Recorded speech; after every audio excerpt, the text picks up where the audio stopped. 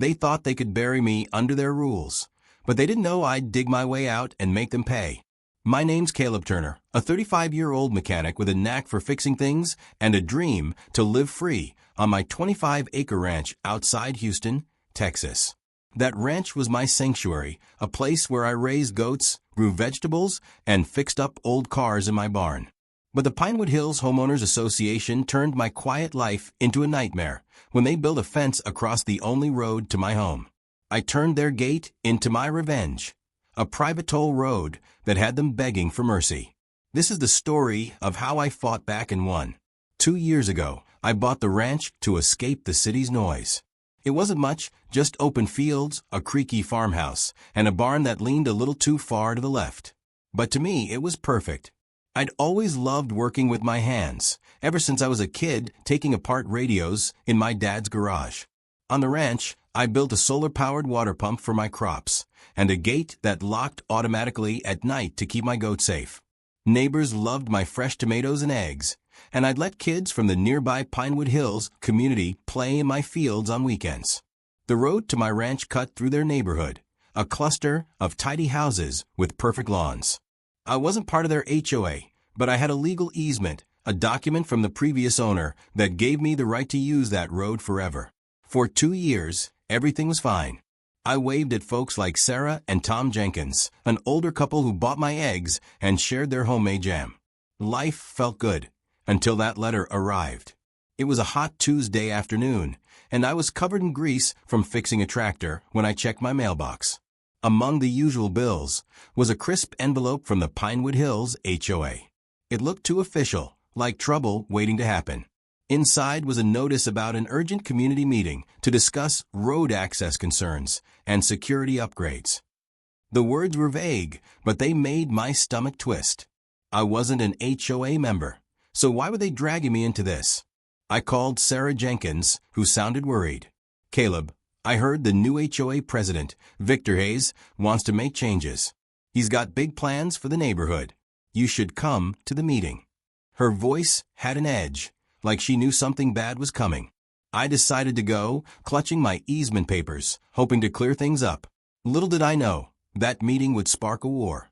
The meeting was held at the Pinewood Hills Community Center, a fancy building with polished floors and air conditioning that felt out of place for a rural area. I walked in, my work boots leaving faint dust marks, and felt eyes on me. About 30 residents sat in rows, whispering. I spotted Sarah and Tom, who gave me a small wave, but their faces were tight with concern. At the front stood Victor Hayes, a slick man in his 40s with a sharp suit and a smile that didn't reach his eyes. Next to him was Karen Walsh, the HOA treasurer, clutching a stack of papers like they were gold. Victor started the meeting with talk about new streetlights and a community picnic, but then he got to the road issue. He called my ranch an outdated nuisance that brought unwanted traffic through their pristine neighborhood. My heart pounded. He was talking about my home like it was trash. "We're building a security gate to protect our community," Victor said, clicking a remote to show a flashy presentation of a stone gate with a keypad. "It'll keep out riffraff and boost property values by 25%. The crowd murmured in approval, but I felt my blood boil. He was planning to block my road, the only way to my ranch. I stood up, my voice shaking but loud. "I'm Caleb Turner, and I own that ranch. I've got a legal easement giving me access to that road. You can't just block it." The room went quiet. Victor's smile tightened, and he leaned forward. "Mr. Turner, that old easement is under review. Times change, and our community's safety comes first. You'll need an access card, $250 a year. It's a fair deal." I gripped my papers tighter. "That's illegal. This is my right, not a privilege you can charge for." Karen smirked, and Victor moved on like I hadn't spoken.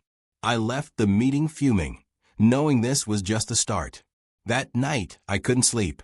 I paced my kitchen, the moonlight spilling through the window, wondering how I'd get supplies or sell my produce if they blocked my road. I called my cousin, Emily Carter, a lawyer who specialized in property disputes. She answered despite the late hour, her voice calm but firm. "Caleb, if your easement is recorded, they can't block it.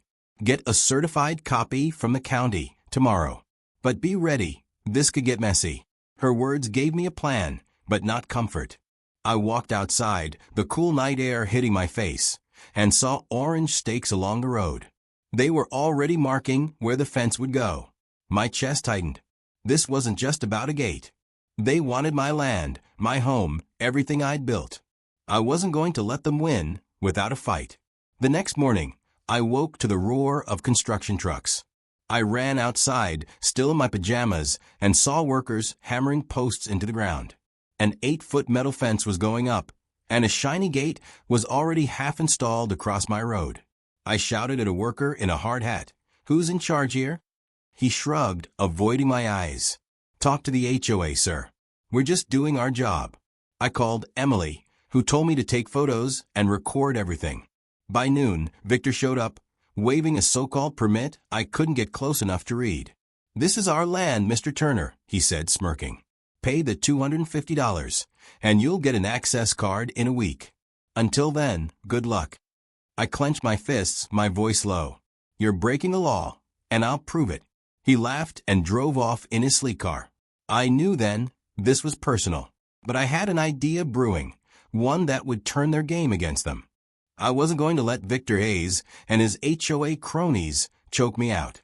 That fence across my road felt like a noose, but I'd spent years fixing broken machines. I could fix this too.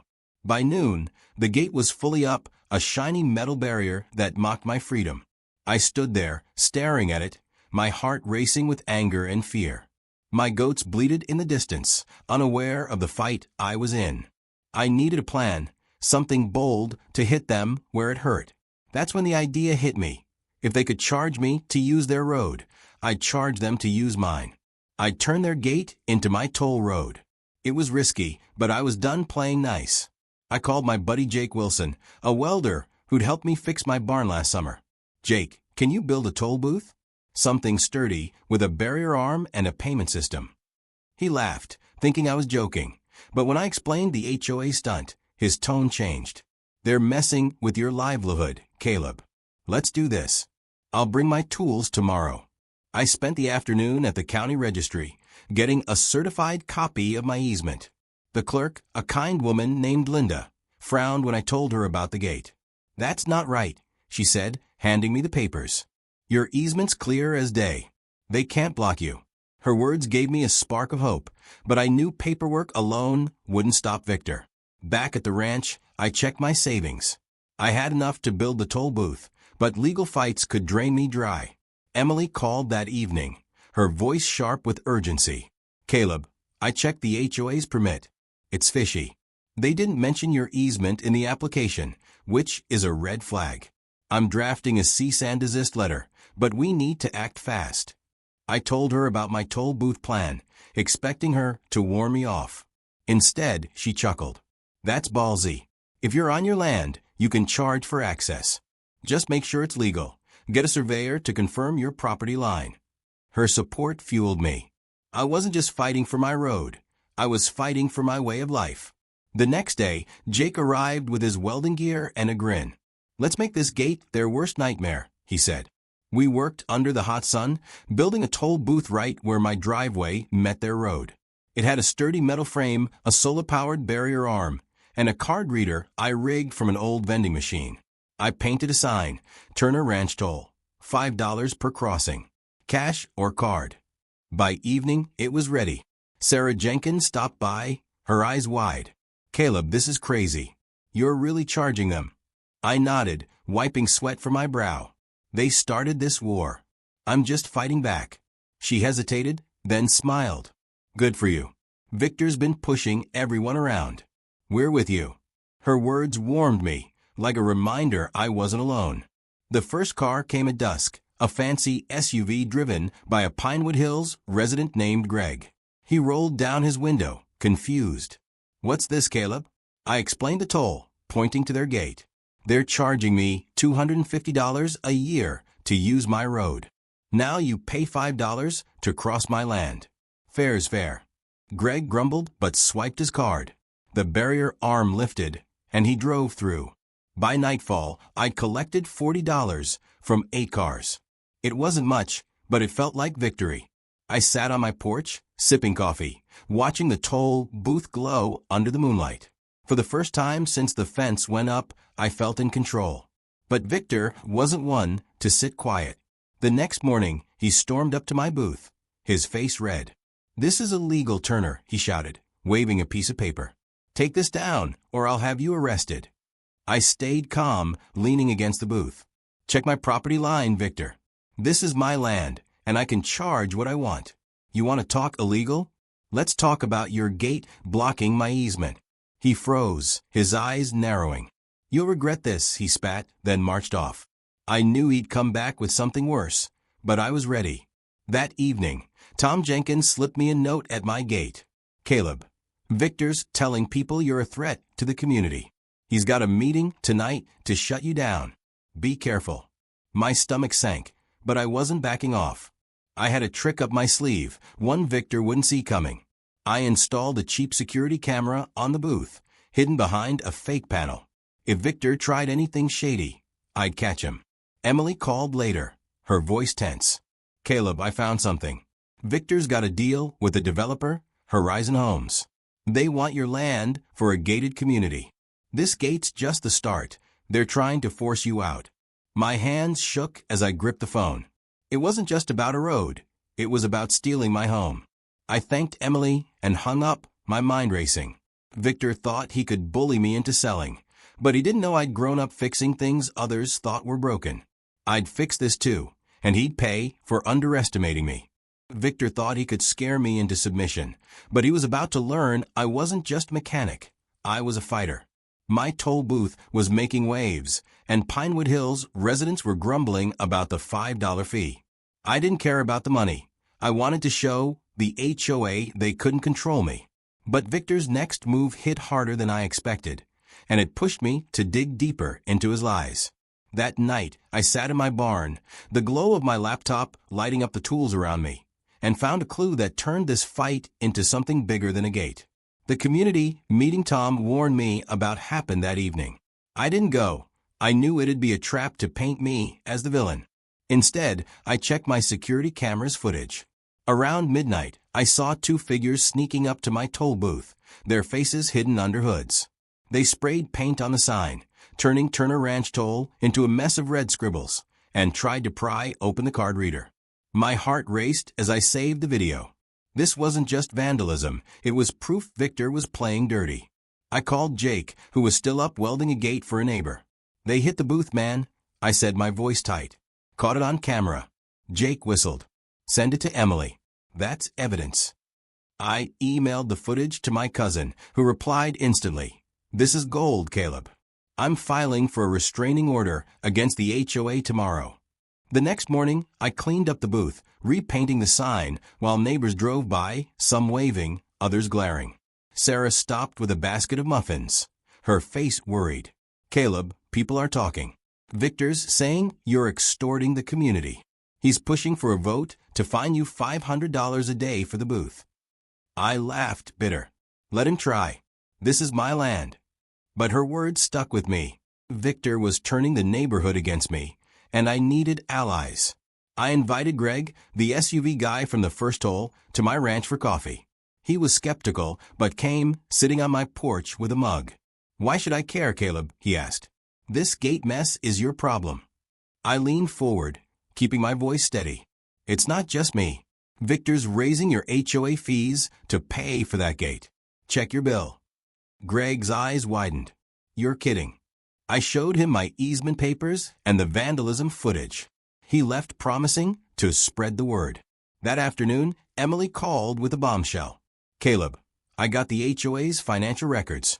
Victor's been funneling money to Horizon Homes through fake consulting fees. He's not just after your land. He's skimming from the community." My jaw dropped. This was the twist I needed. Victor wasn't just a bully. He was a crook.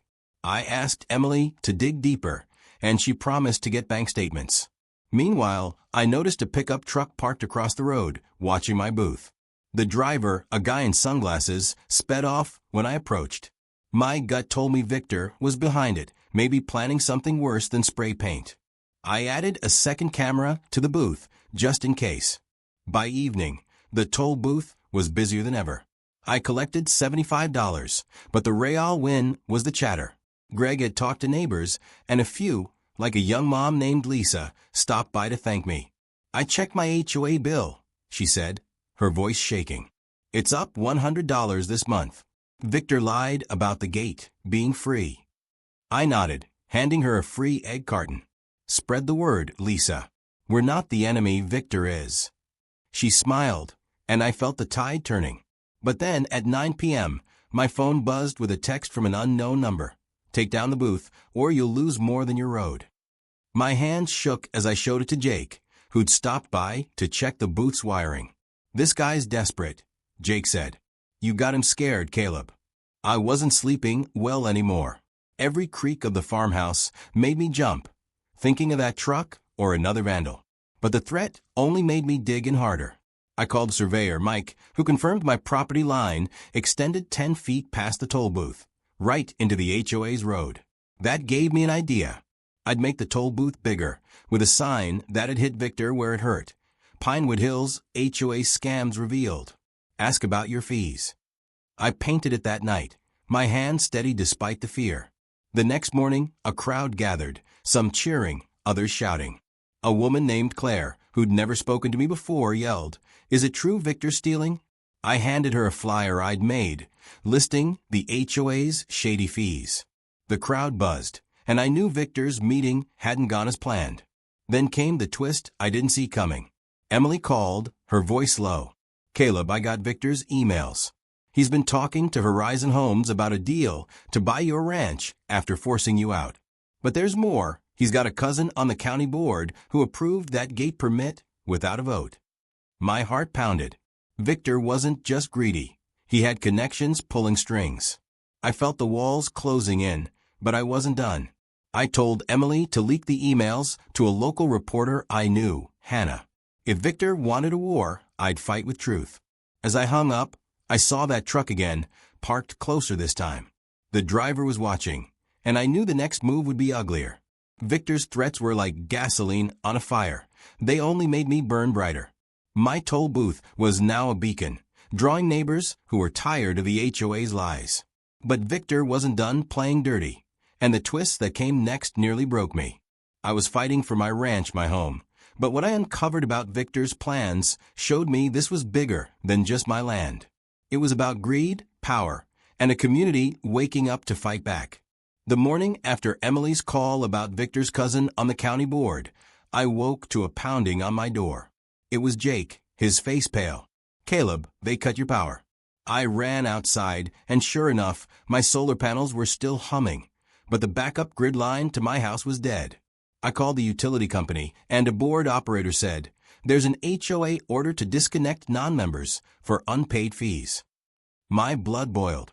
I didn't owe the HOA a dime. I wasn't even a member. "That's illegal," I snapped, but the operator just told me to file a complaint.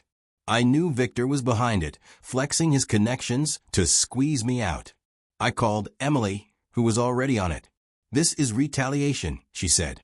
"I'm adding it to the lawsuit. Keep that toll booth running." I wasn't backing down.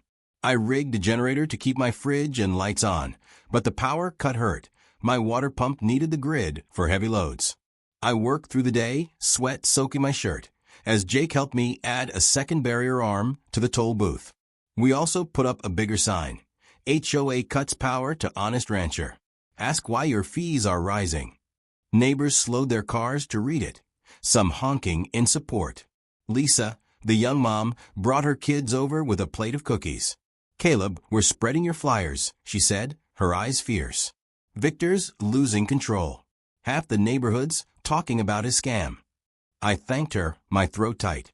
These people were becoming my army, and it felt like more than just a fight for my road. Then came the first big twist. That afternoon, Hannah, the local reporter, called me.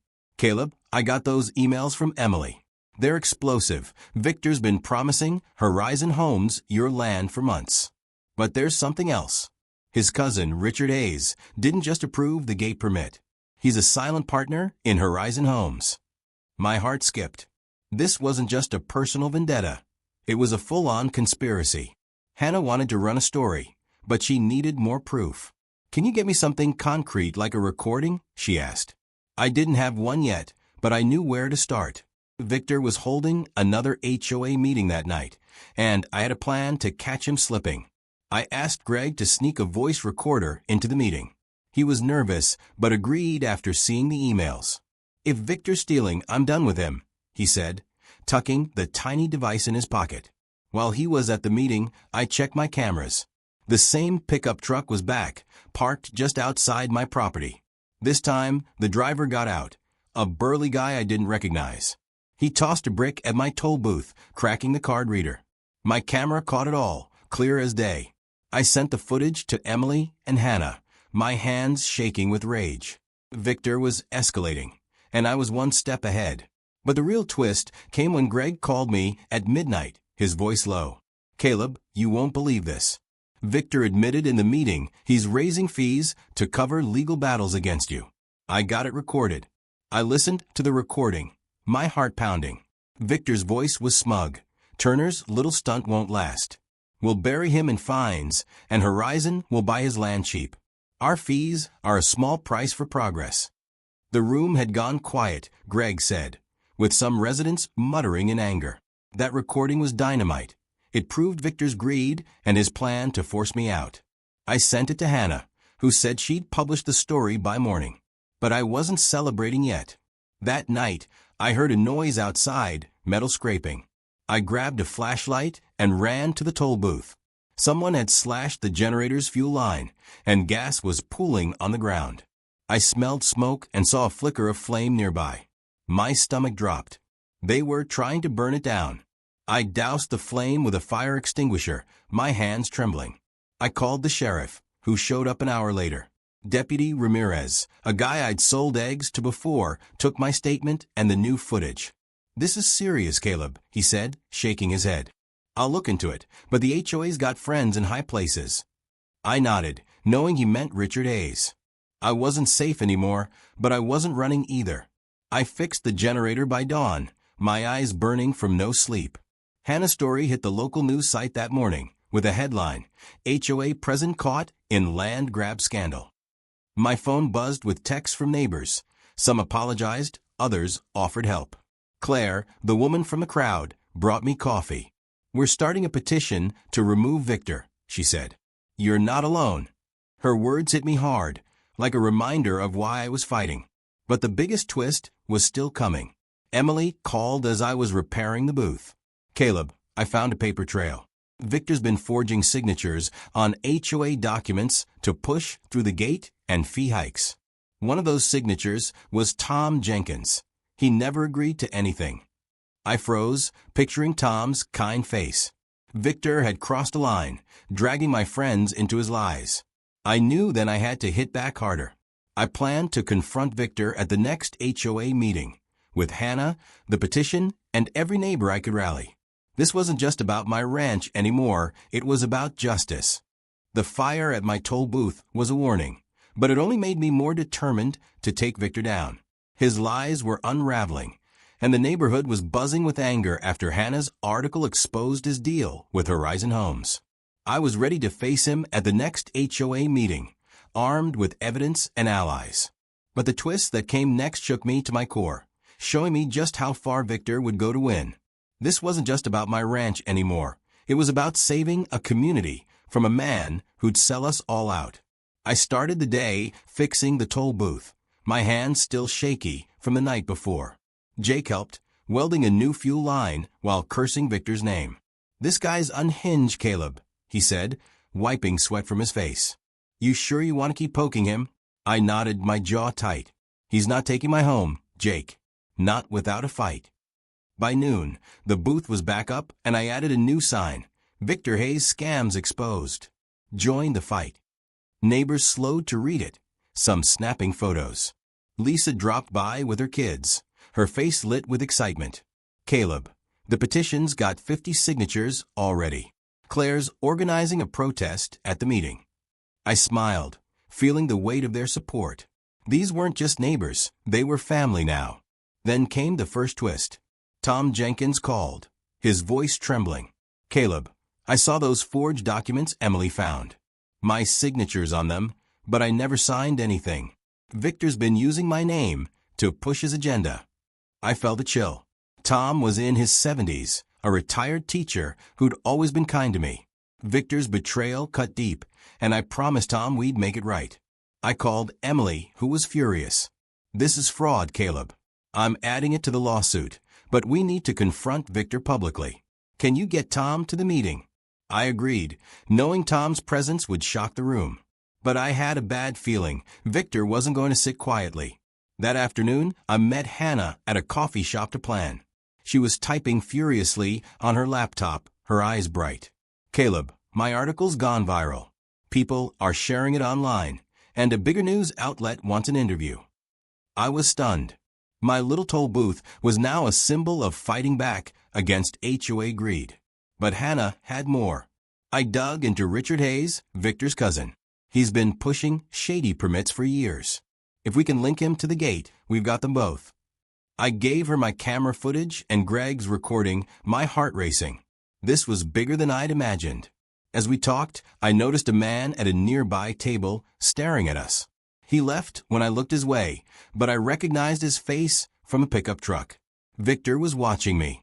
The meeting was that evening, and the community center was packed. I walked in with Tom, Sarah, and Claire, feeling every eye on us.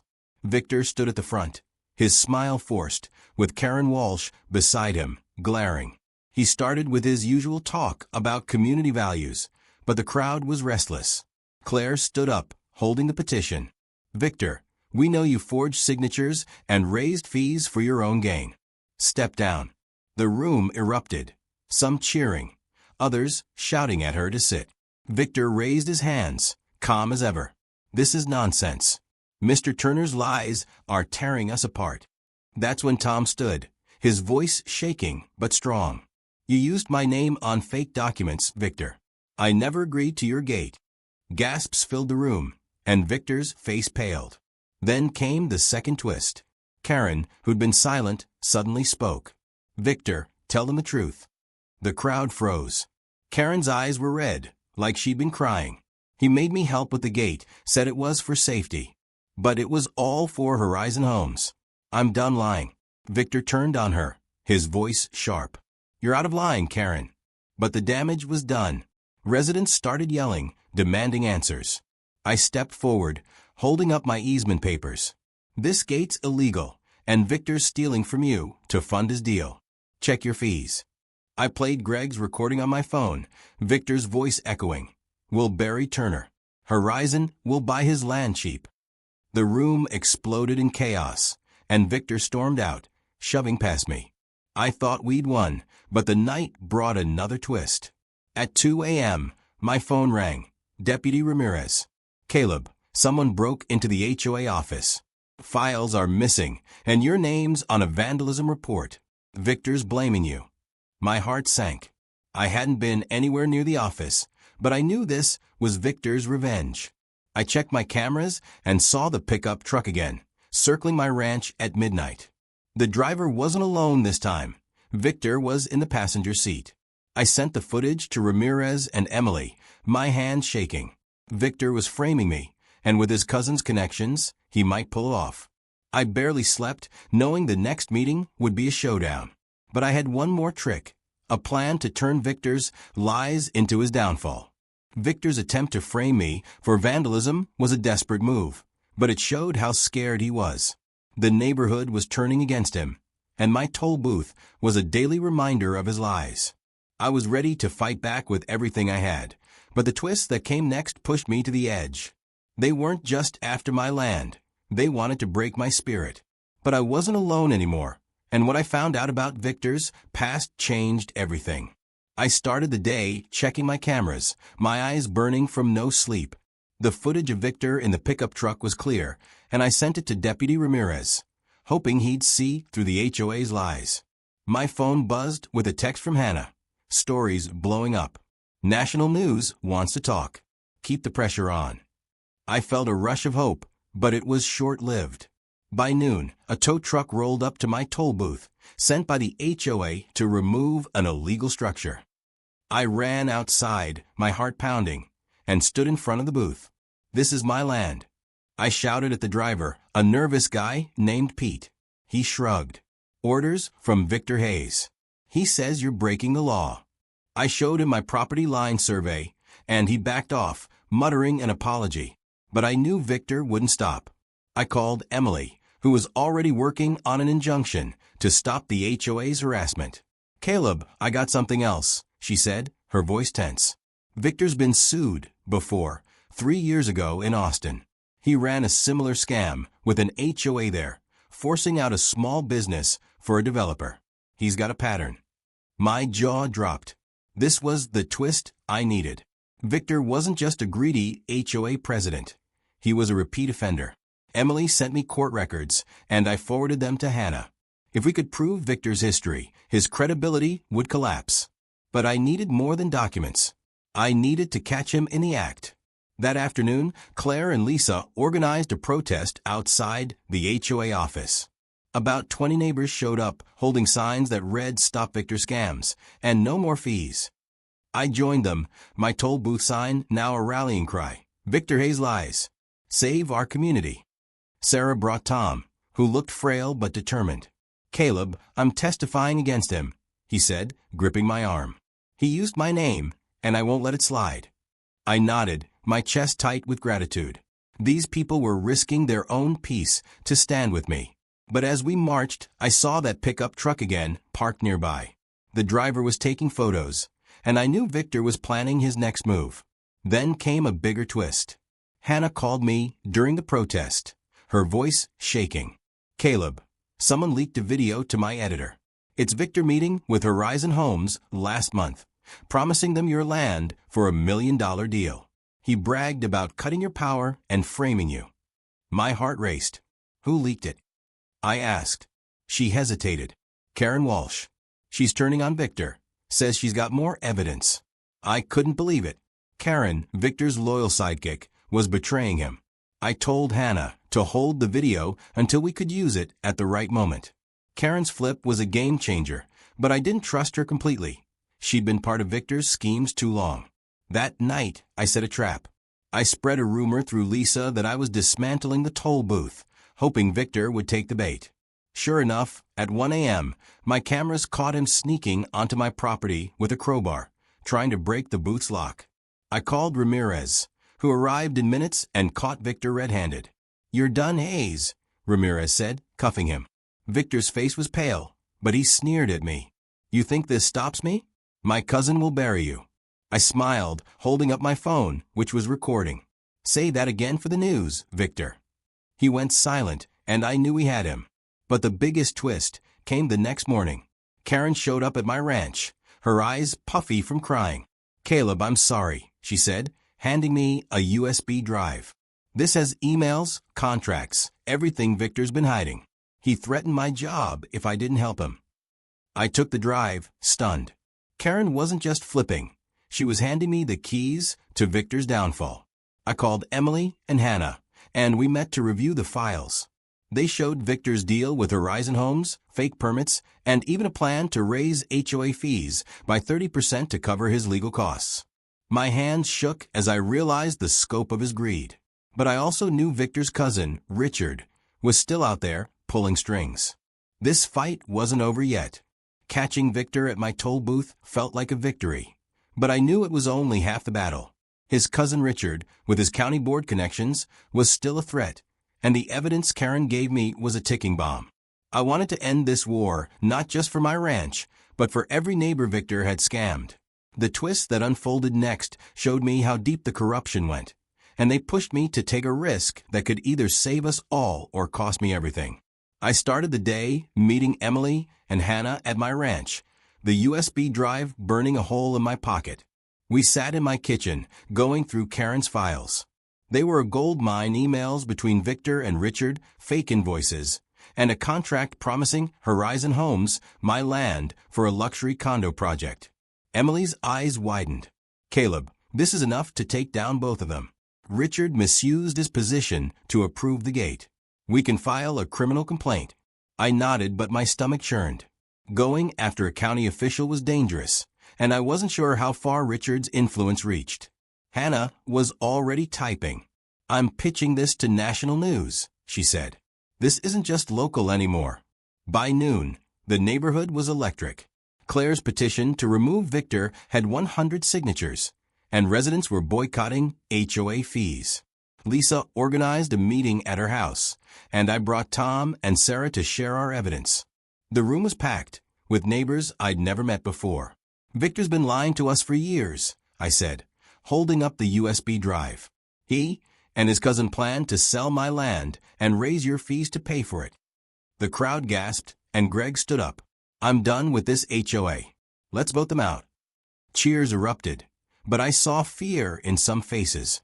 Victor had intimidated them for too long. Then came the first twist. Deputy Ramirez called me during the meeting.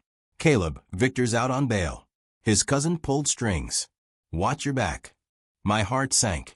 I'd expected Victor to fight, but Richard's power was bigger than I thought. I told the group, and Claire slammed her fist on the table. We need to confront Richard at the county board meeting tomorrow. Let's show up with the evidence.